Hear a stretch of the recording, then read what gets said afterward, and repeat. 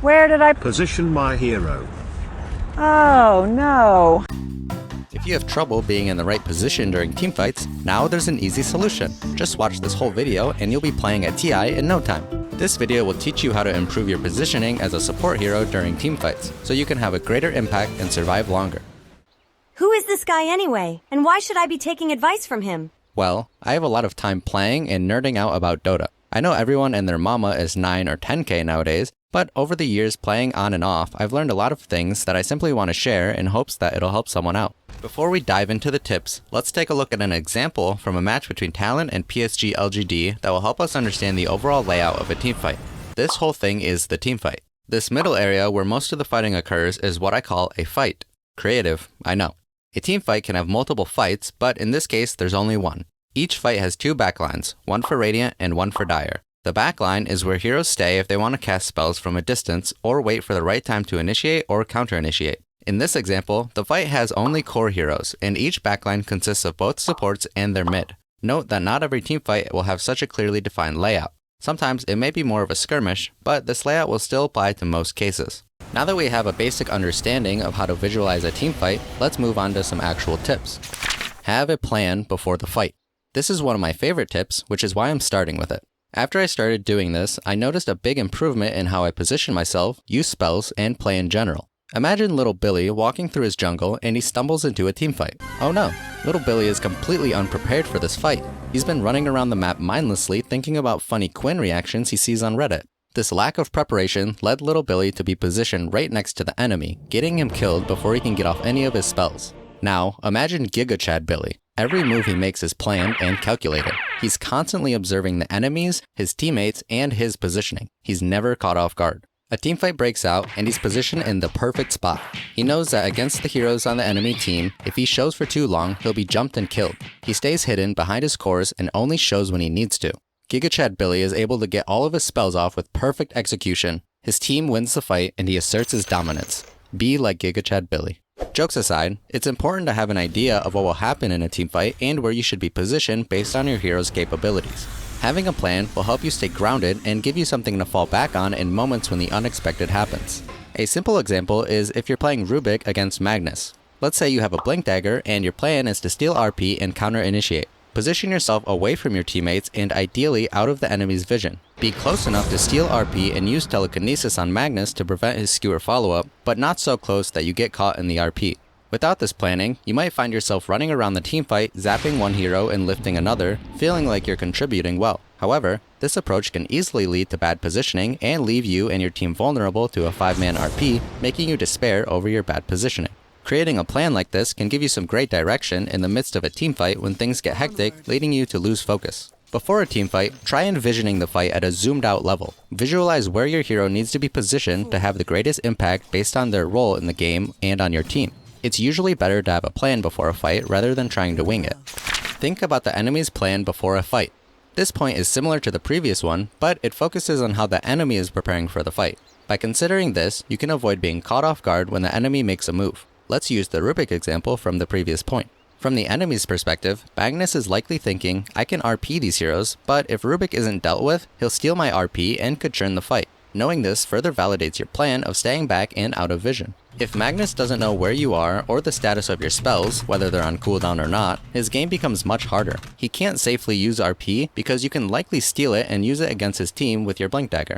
Have an idea of what the enemy wants to accomplish in a teamfight and do things that disrupt their plans or make their game difficult. Don't tunnel vision. This means having complete focus on one thing and not being able to see the other things right in front of you. In Dota, this is a killer of good positioning and can happen quite often. Let's look at this example from Zai on Team Liquid, a very reputable and skilled player, but pro players still make mistakes too.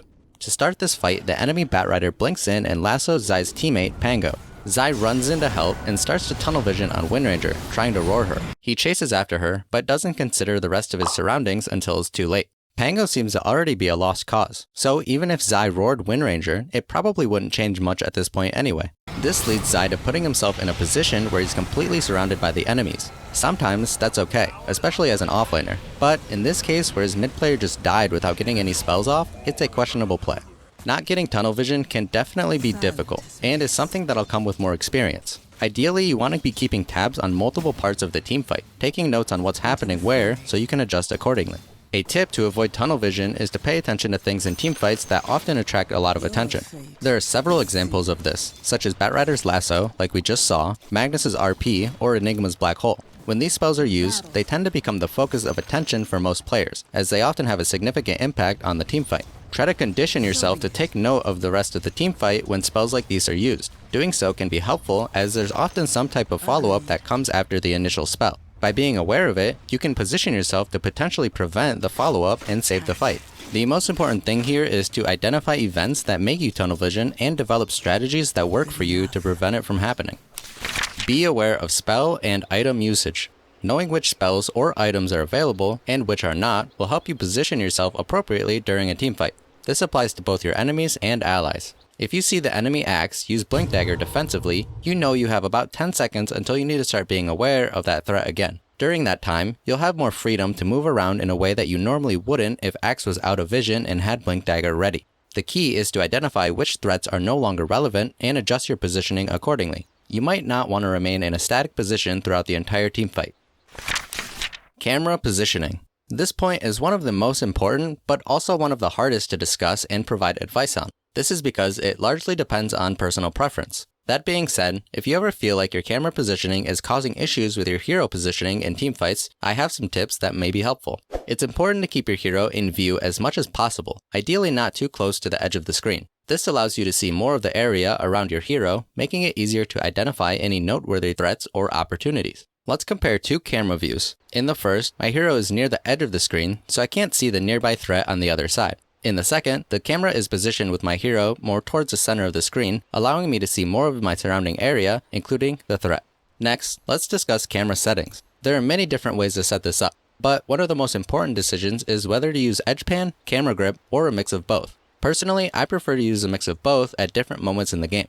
This topic can be very broad, especially if we talk about the pros and cons of edge pan and camera grip. For now, I would just recommend trying different settings and see what works best for you.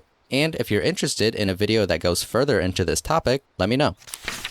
Watch and learn from replays. This can be done on your or pro players' replays. This is one of the best ways to learn in general, and it's particularly effective for improving your positioning. By watching a team fight from multiple angles, you can analyze every aspect and determine what the best positioning was. If you're not someone who often watches replays, you might not be familiar with how to learn from them or the value they can provide. Fortunately, it's actually pretty simple. First, find a game. Perhaps it's one of your recent games where you didn't play too well, or maybe it's a recent game from your favorite pro team. Next, download the replay and start watching.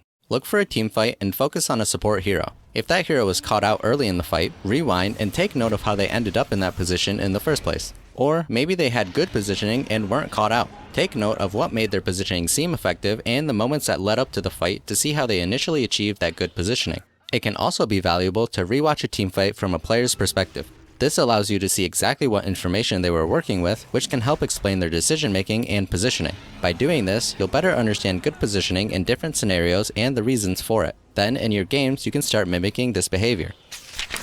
One of the biggest factors that can help improve your positioning and overall gameplay in Dota is simply time and experience. The more you play, the more situations you'll encounter, and you'll learn how to respond to them effectively. If you're struggling to improve your positioning, I suggest focusing on one aspect at a time. For instance, try working on creating a game plan before each team fight. Once you feel comfortable with this, move on to another area for improvement, such as avoiding tunnel vision. Take it one step at a time, and you'll reach Immortal soon enough. Like and subscribe if you enjoyed. Thank you so much for watching, and I hope you learned something new.